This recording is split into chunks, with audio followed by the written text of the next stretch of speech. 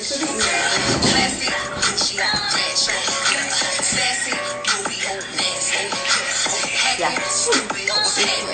To that, you feel like you had daddy issues? No, but I'm just saying, yes. And somewhat, we've all had, whether even if you have a good relationship or bad relationship or non-existent, we all have a father. Right. So I'm saying that has issues. Okay. It doesn't have to mean that we have daddy issues, but we have a father, and therefore there's issues. So how having a father or not having a father has affected our dating life. Women, when I say our, I'm speaking for generalizing women. I'm not leaving out men, but I want to just start with that. Because that is a lot. Like with me growing up, I grew up in Jane and Finch. So the neighborhood that I grew up in was all single mothers. Okay. Like the entire complex was just single mothers. There was no father figures at all. Right. And my mom raised, there was 3 of us at the time. Mm-hmm. And my mom was the only mother that I knew. Sorry, she had her own car. She had 2 jobs. She was the only one that wasn't sitting, like, yes, we lived in Metro housing, but she was the only one that I found that was like, or out of the trying to get out. 4 of them, trying to get out, very ambitious. So I learned from that. A lot of the time when we would go outside and mingle with the other kids, they'll look at us and be like, oh, like, you think you're too good for us? Or they didn't want to play with us because my mom was the working mom. You know what I mean? And we weren't allowed to be outside. We weren't allowed to mingle with everybody else like the other kids were able to do. So it was I found it was a little bit dysfunctional for me growing up because left, right, and center, there's shootings, there was drug deals. I grew up around a lot of things, and I would say I had a good childhood because I was raised in a home where structure came first. Right. And when, like, so even though your outside may have been toxic and dysfunctional, and you were exposed to so many, things that, like, a lot of us still to this day may not really know, in your home it was held together. It wasn't dysfunctional. Your home was functional. It was outside your environment that was more dysfunctional. But in your home, your mom kept the structure. It got hard. And then, so, like, as years went by, like, now we're older, now I'm in high school. That's when everything for me, I found, like, in high school, growing up in this area that we were living in, it gets harder for you. Because now you're going into high schools with different hoods and different crews of different girls. And I mean, like, you have to defend yourself. Like, there's girls coming from left, right, and center that are going to be like, you know what? Who are you and where you come from? You know what I mean? So, what block? You have to toughen up your skin from grade 9.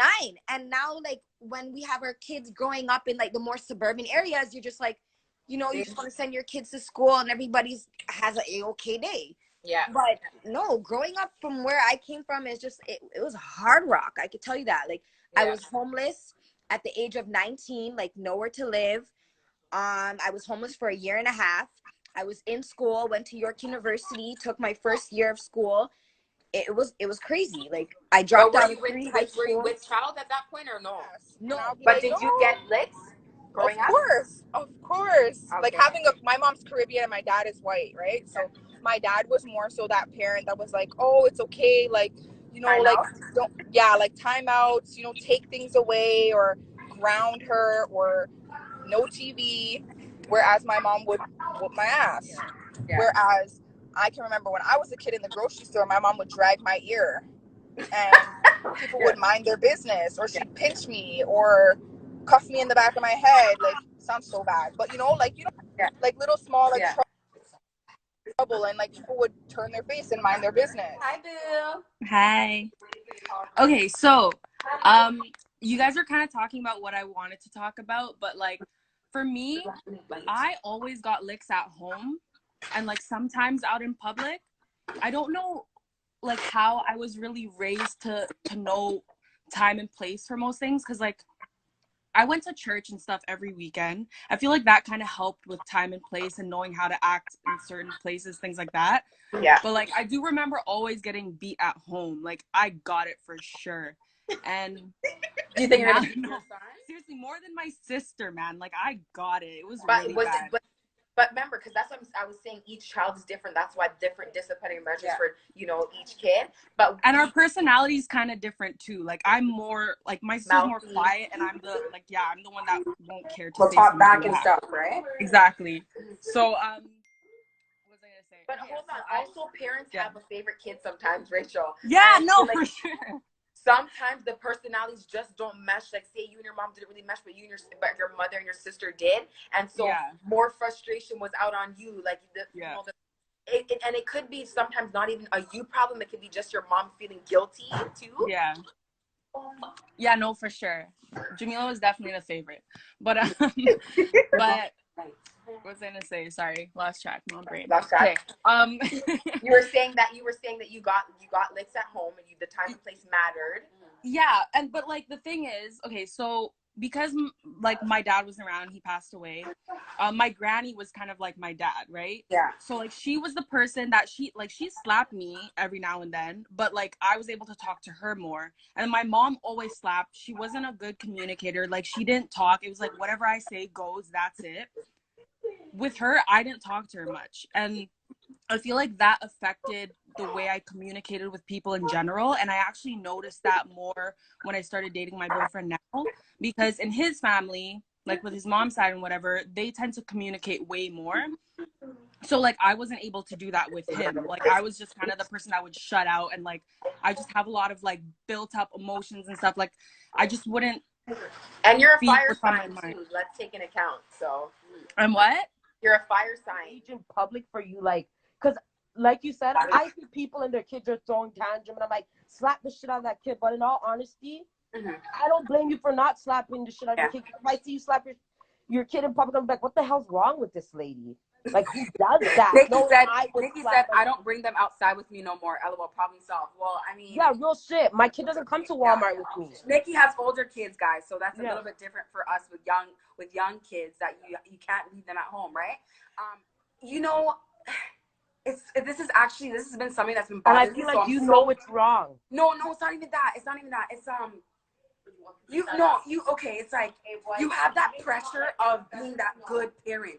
Yeah. That perfect parent. I feel like in public, you want to be the one that your kid is disciplined, your kid's listening. You know, look at that kid over there. He's listening to his mom. He's being a good kid. Be like that kid. You know, I felt like I always wanted my kid to be that kid, the good kid, right? That you look at your kid and say, don't be bad. Be like that kid. So I also feel like it's that so it's like you don't want to be that black young mom with a disobedient kid and your kids dropping down on the floor throwing tantrums. And I don't know why I think like this, and I don't know if anyone else can relate, but I freaking hate having that stigma, like, don't be that black young mom and I can't control her kid. But that's how they're gonna portray you anyways, like typical. And then too, because we look younger than we are, we're gonna be typical young. That's what I'm saying. Teenage black girl got knocked up, and then they don't even see. It's just like a judgmental thing. They don't see you with nobody, so they're like, that's how the baby father done cut and left off because it's just too much. It is peer pressure in public. That's what I feel the peer pressure because we're gonna get into the mommy issues for the men. Right. Mommy issues too. It's not everyone has a mother, and obviously 9 out of 10 times it's not really like your mom leaves the situation, but you could have had a mom that was all hands on, like did your laundry, cooked, clean until you're a big man.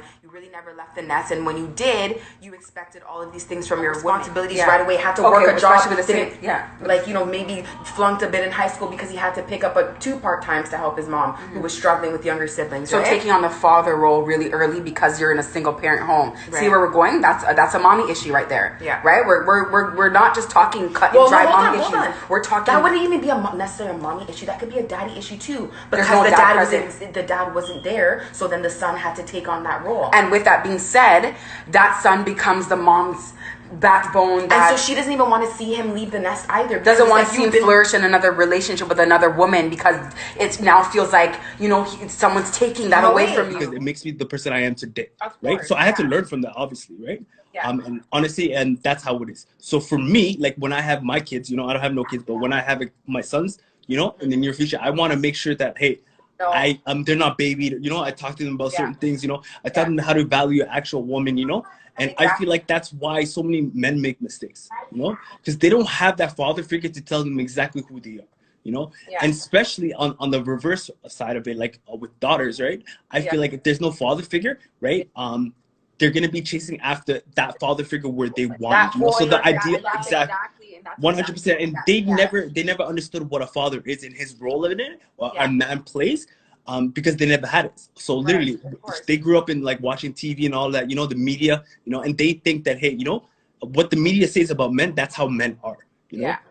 So it's crazy. Yeah, absolutely. And it sucks though. Yeah, for sure. Have a good one, ladies. All right. Take care. All right, for sure. Bye.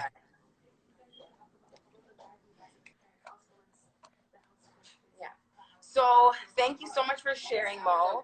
That was a great icing on the cake for sure. Like just to hear, like, you know, your testimony, and that, you know, like it just kind of, it was like everything we just talked about, like that you said you missed out on. You touched literally you touched everything about it, you know.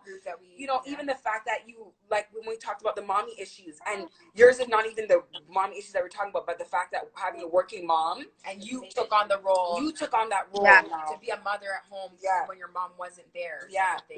And mothering yourself, and learning, and I guess understanding too that, you know, you are capable.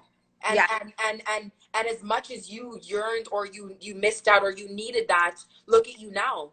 You may never have had the you know, the tools, or you weren't taught, but you made way. You made a way. You're doing great. Your kids are beautiful. They're smart. They're blessed. They're protected. They're covered. You already know we only have a minute left in here, but major shout outs to you for tonight. And for coming in and tuning in the last little bit. That was good. We love you. God bless. God bless you. Everyone, we only have a minute left, and we're gonna not be hi honey.